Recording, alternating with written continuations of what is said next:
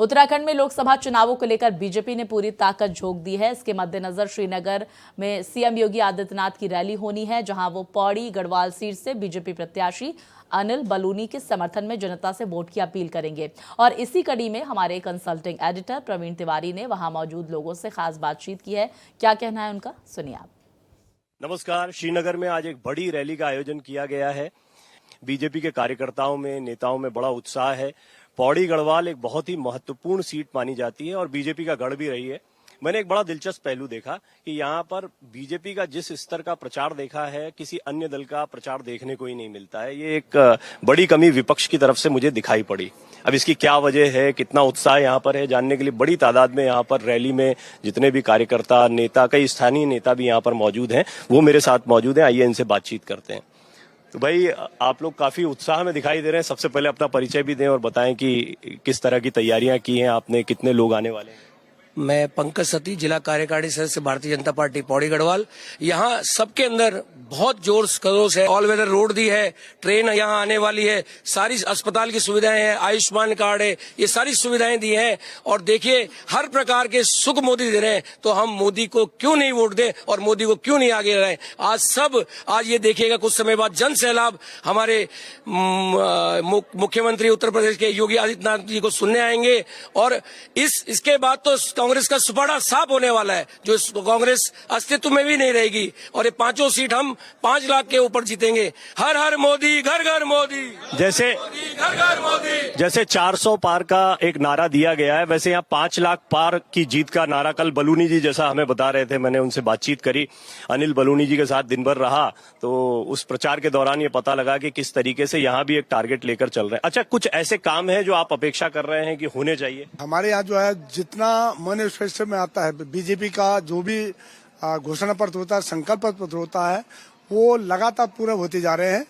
और हमारे इस क्षेत्र में इतना जो काम आज तक कभी नहीं हुआ है, वो हमारे मंत्री महोदय के और हमारे मुख्यमंत्री के और केंद्र में मोदी के नेतृत्व में इतना अच्छा काम हुआ है, जिसको लगातार जो हमारे सतत प्रयास से और सतत जो है ये विकसित भारत की तरफ हम अग्रसर हो रहे हैं। आप भी बीजेपी इसके साथ जुड़ी हुई हैं, तो अपना परिचय दे दीजिए। मैं माफी चाहूंगा, परिचय लंबा है। संक्षेप में दे दीजिए। नहीं, संक्षेप में नहीं दूंगी मैं। मेरा जन्म है महाराष्ट्र और कर्म भूमि है दिल्ली, और अब मैं मातृभूमि की सेवा करने के लिए आई हूँ। जब ये उत्तराखंड इसलिए आना पड़ा कि राज्य बन गया, तो मुझे लगा कि अपने घर जाना चाहिए। बहुत लंबा जीवन रहा है। मैं पहला विधानसभा दिल्ली में लड़ी हूँ। अटल जी का एक सपना था, उन्होंने कहा उत्तराखंड बनेगा, इसलिए राज रावत आप वहाँ जाओगी और मैं चाहता हूँ कि पहले मुख्यमंत्री महिला बने।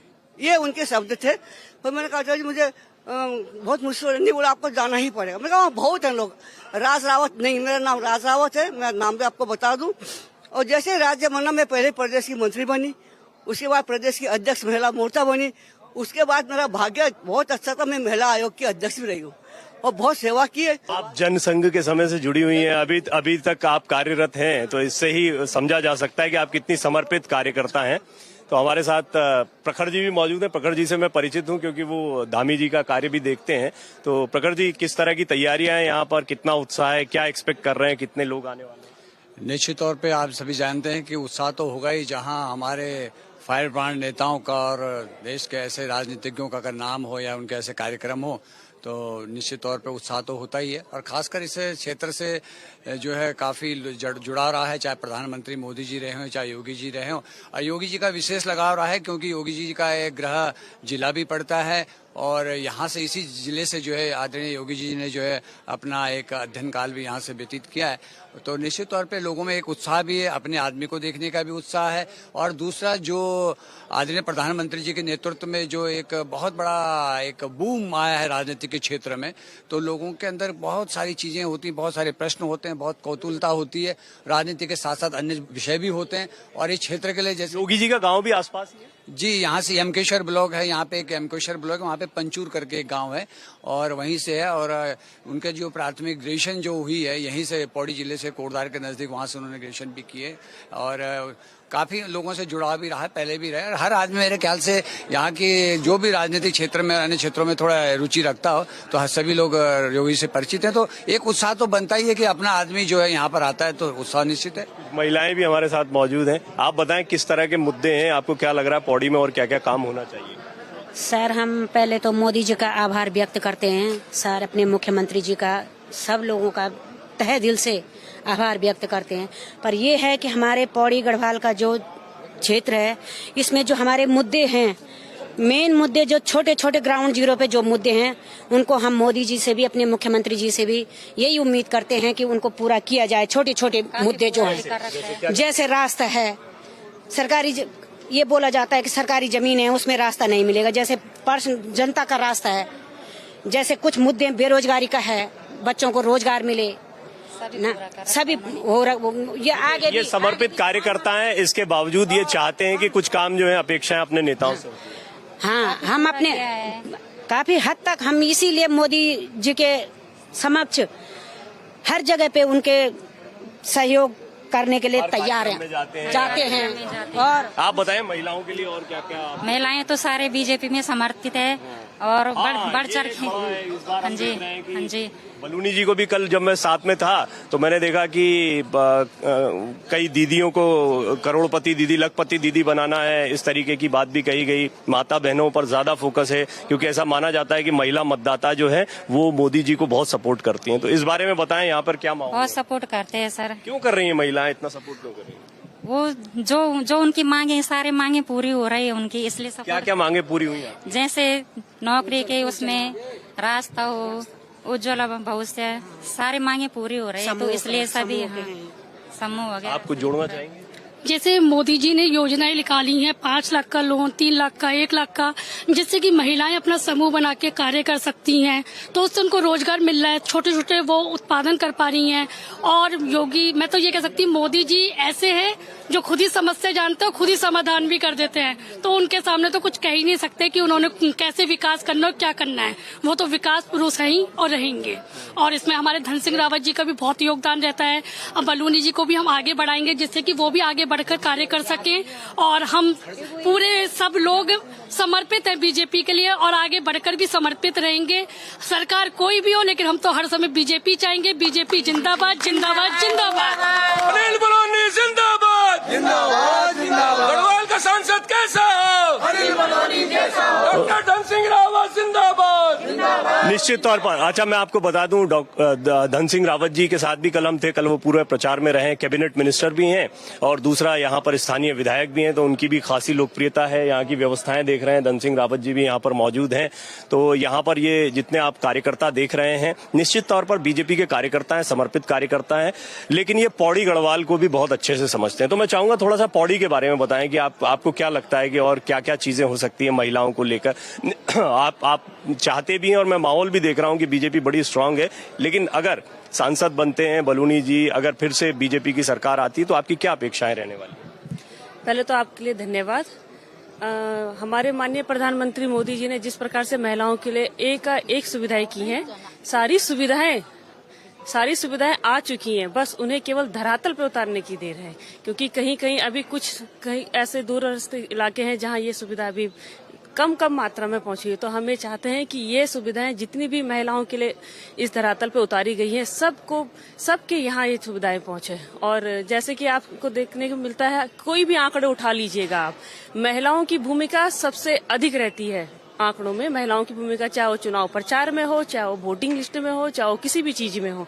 तो मैं यही कहना चाहूंगी अपने माननीय प्रधानमंत्री जी से कि हम आपको आशा ही नहीं, पूरे विश्वास दिलाना चाहते हूँ कि इस बार भी महिलाओं का वोट सबसे अधिक और महिलाओं का सपोर्ट सबसे अधिक हमारे माननीय प्रधानमंत्री जी को मिलेगा, हमारे अनिल बलूनी जी को मिलेगा और हमारे सभी जितने भी भाजपा कार्यकर्ता है उनके साथ हम सहयोग से जनगण करेंगे। अच्छा, महिलाएं इतना क्यों सपोर्ट कर रही हैं मोदी जी को?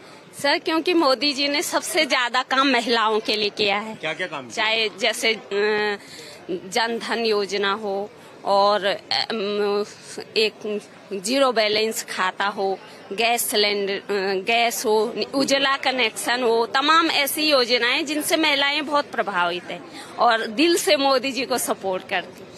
जी सर। यहाँ पे आपको लग रहा है कि पौड़ी गढ़वाल में तो पूरा सपोर्ट है? बिल्कुल सर, 400 पूरा पार। सब 400 पार जी। पौड़ी गढ़वाल से ही कर देंगे 400 पार? 400 पार। उसके लिए तो दक्षिण में भी करना पड़ेगा और जगह भी करना पड़ेगा। सब जगह से सर थैंक यू 400 पार इस जी, बार। जी। आप भी बीजेपी के पुराने कार्यकर्ता? जी, मैं बहुत पुराना कार्यकर्ता हूँ और मैं थोड़ा सा चुनाव से हट के बात कर लेता हूँ कि आपने पौड़ी के बारे में पूछा।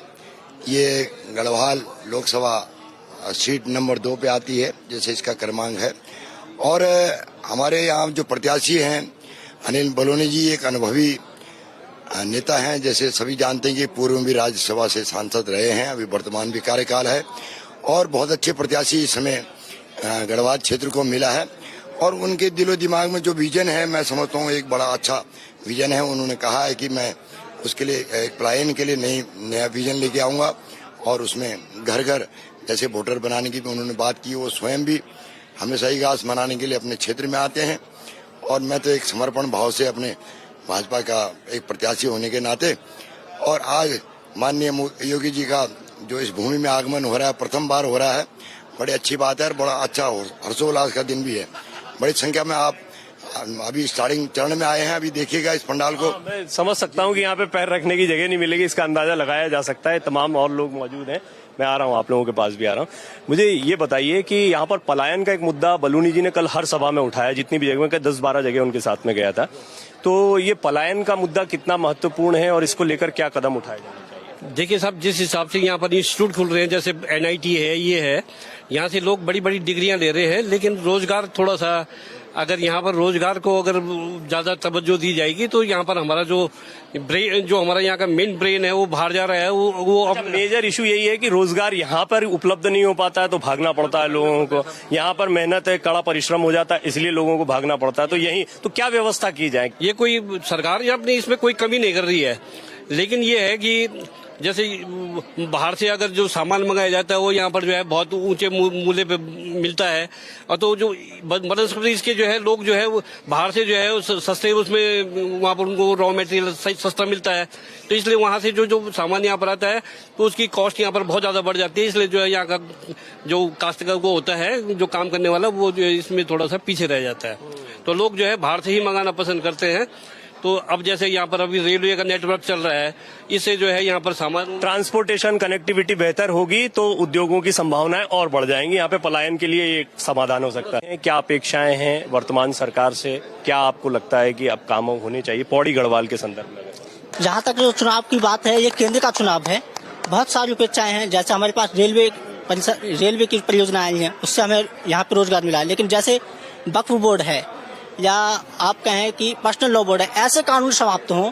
और मोदी जी ने कहा है कि 4 जून 400 पार, तो वो 400 पार हमें करानी है और उत्तराखंड से 5 सीटें हमें लानी है। हर हर मोदी, हर हर मोदी। अपना परिचय दें, आप तो बहुत पुरानी कार्यकर्ता लग रहे हैं। बहुत पुराने हैं हम। पुरजों का मतलब पहली मंदिर है शंकर मठ, तब कमलेश्वर है।